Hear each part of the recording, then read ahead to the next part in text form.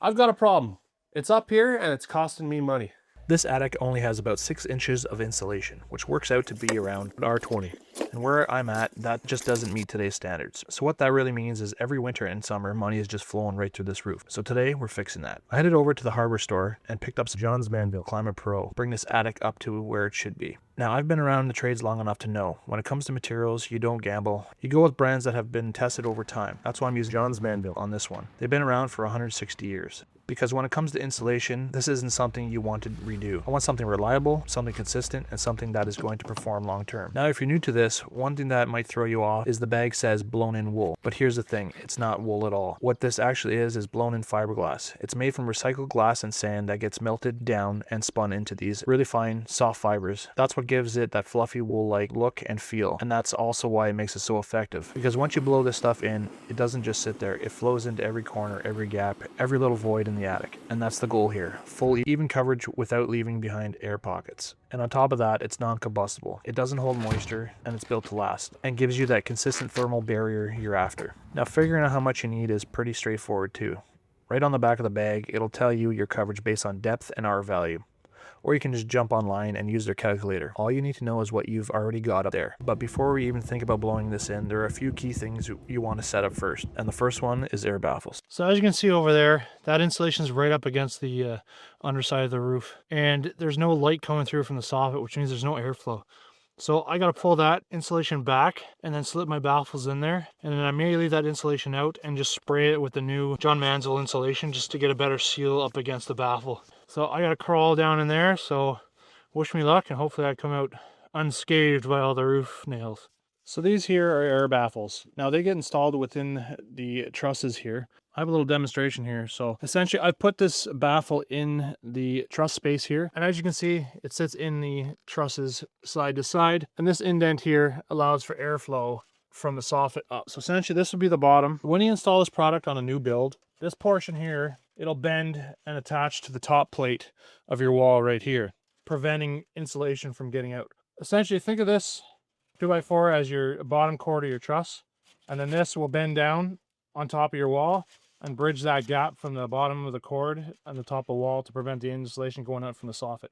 This part right here, in my opinion, is the hardest part of the whole job. You've got to get right down into the tightest point of the rafters to install these air baffles properly. And if you don't get them in tight to the roof deck, you're not going to get a proper airflow. So what I'm doing here is pulling out the old insulation that's packed up against the underside of the roof, because that's blocking airflow completely.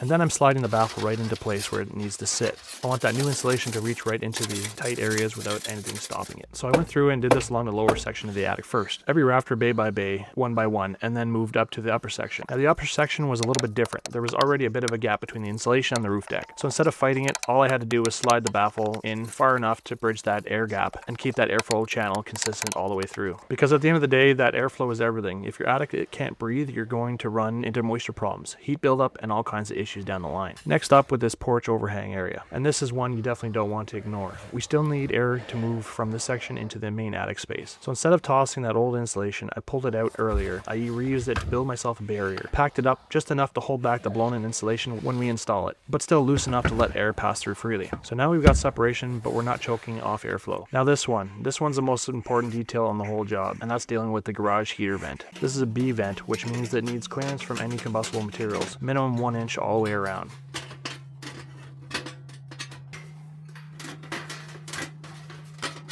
So what I did here is an 8-inch round duct to sleeve around it, which gives me about a 2-inch gap. So now we're more than safe. I secured the bottom of the duct with screws and then used a banding strap to lock in the top so it's not going anywhere. Now I only had copper banding on hand, and since we're mixing metals here with the galvanized duct, I added a layer of insulation between them to prevent any corrosion over time. Little details, but it matters. And now that everything is prepped properly, airflow is set, clearances are good, we can finally move on to the fun part, getting the machine set up and blowing this insulation in.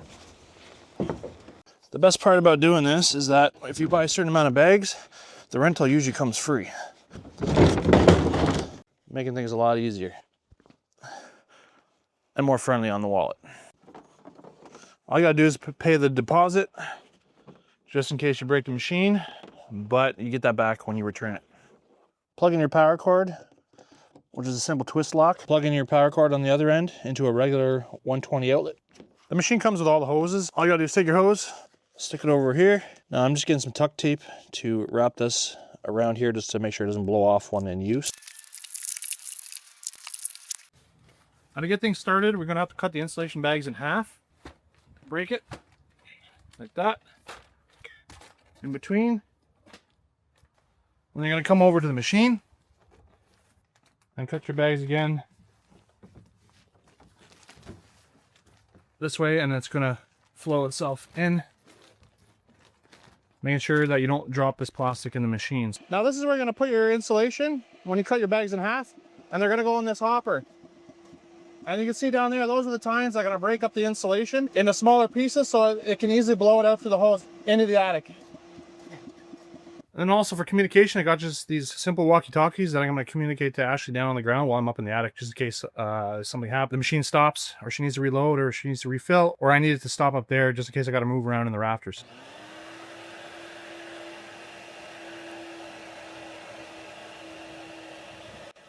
So once you start putting it in, you're going to notice that's what's going to come out in the attic.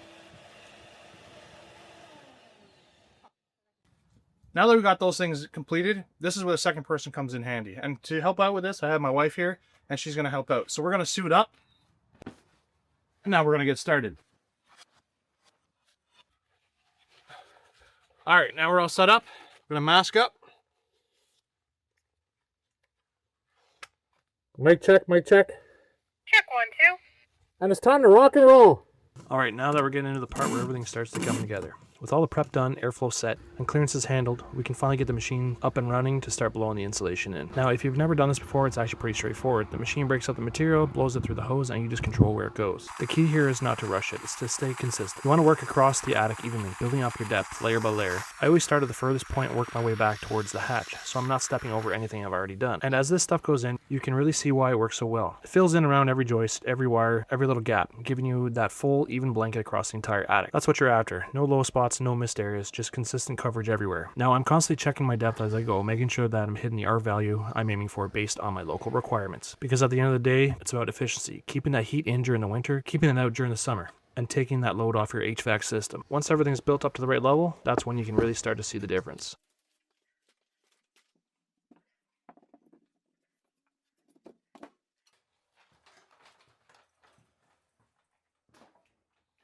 And that's it. I hope this video helps you out. Whether it gives you knowledge on the process, whether you want to try and tackle this yourself, or you just simply want to hire a pro to do it. Just a little bit of hard work can save you some money. So this whole process only cost me $1,200 for the installation and the free rental of the machine. And I got quotes for $2,600 for this project. So if you think you would want to tackle this, or you think you just leave it for the pros, let me know in the comments below. Be sure to ask for John Manville, Climate Pro, for your next installation project. Thanks for watching.